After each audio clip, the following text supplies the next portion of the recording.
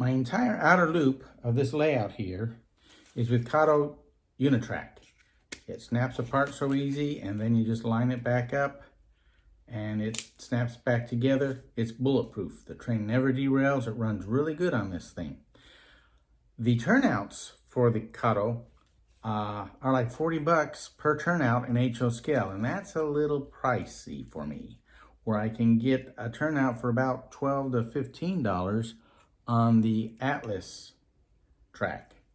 So the challenge is to get Atlas and Kato to peacefully coexist on my layout.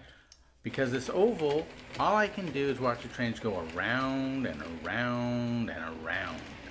And after a while, we don't want to see the trains go round and round anymore. We want to go places. That's what real railroads do. They pick cars up, they take products and goods to another place, and it's real cost efficient because two men can haul tons of stuff. And so the railroad becomes an inexpensive way to do things, and this turnout is the key to doing that on my layout.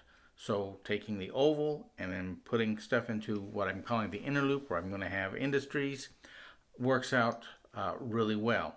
So I looked over the layout, and it's green foam board and flat gray paint, and it's not looking real good. And before I lay down cork and put the turnouts in, I decided I'd paint it brown. So I got some chalk paint, a nice brown, and proceeded to paint where I was going to lay my cork bed and where the turnouts were going to go. So I got that a nice brown, let it dry, and then I took out the Kato track. And once I figured out the distance, I got my cork out, tore it apart, put it side by side so I had the nice bevel on both sides, and measured how long the turnout is and cut the cork to fit.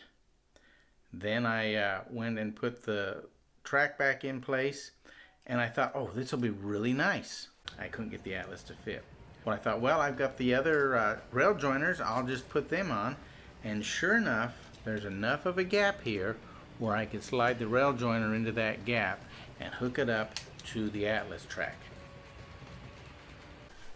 So the problem I've got here is the Kato comes along here, and then it hits the cork, and the cork comes down lower, and then you can see it pops back up.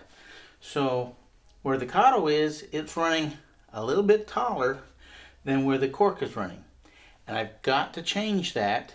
And I wasn't real sure how to do it until I went to a model railroad demonstration at the library, and I was talking to one of the HO modelers there, and he says, oh, easy fix.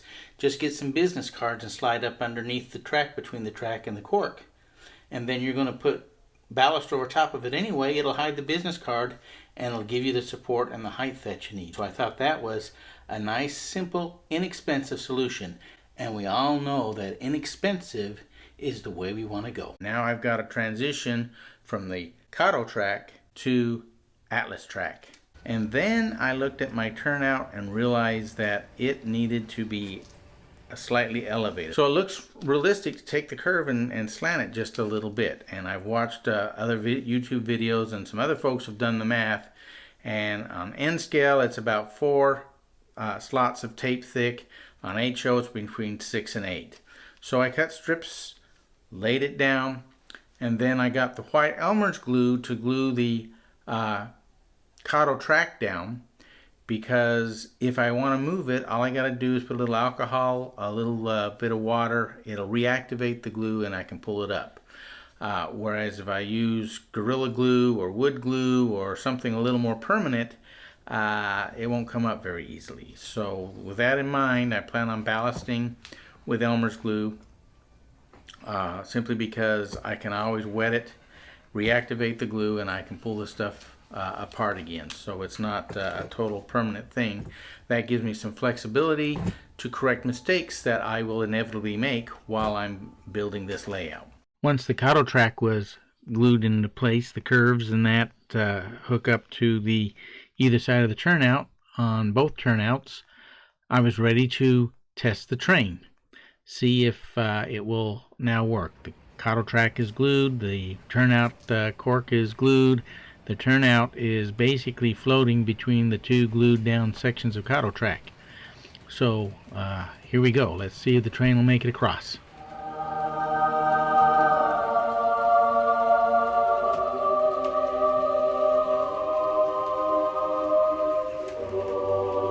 So, Kato and Atlas can peacefully coexist. Now to begin laying cork and getting the rest of this track work ready to go and put a yard and that in. So those are future editions. Hope you enjoyed this. If you did, like and subscribe, and we'll see you the next time. Until then, keep on keeping on.